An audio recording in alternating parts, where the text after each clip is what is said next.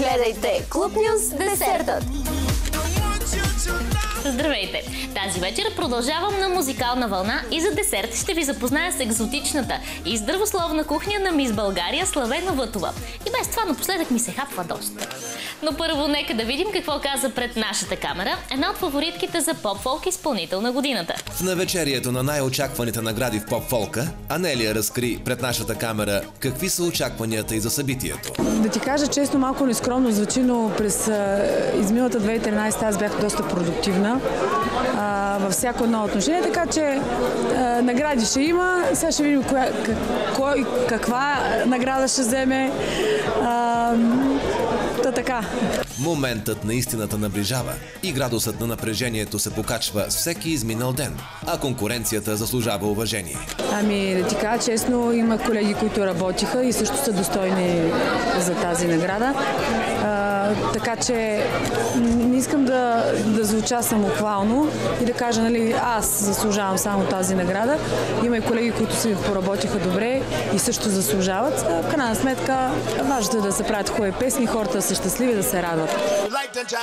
В рамките на 10 дни се раздават два вида музикални отличия. Тези на музикалната телевизия и обещаното като грандиозно събитие вторите хип-хоп награди.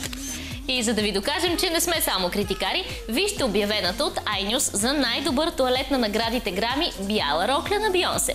Тя е дело на дизайнера от Лос-Анджелис Майкъл Кастело. Няма само модни гафове да ви показваме я.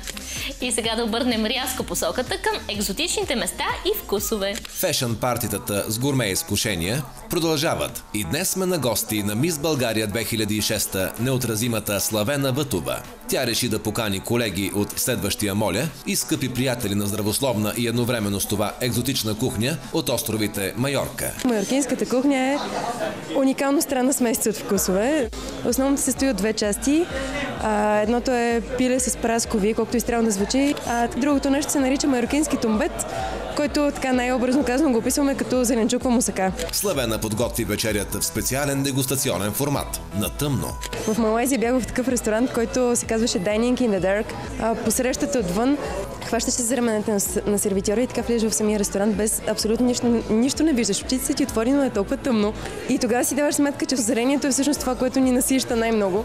Изглежда приятелската компания искрено се забавлява на идеята, а мистър България Мартин Иванов бе най-вещ в процедурите. Жени Калканджиева се включи в последния момент и всички вдигнаха на здравица на тъмно. А сега ви пожелавам приятна вечер. Вие останете с програмата на TV7 и не забравяйте, че ви чакаме отново тук след късната емисия новини. Довиждане!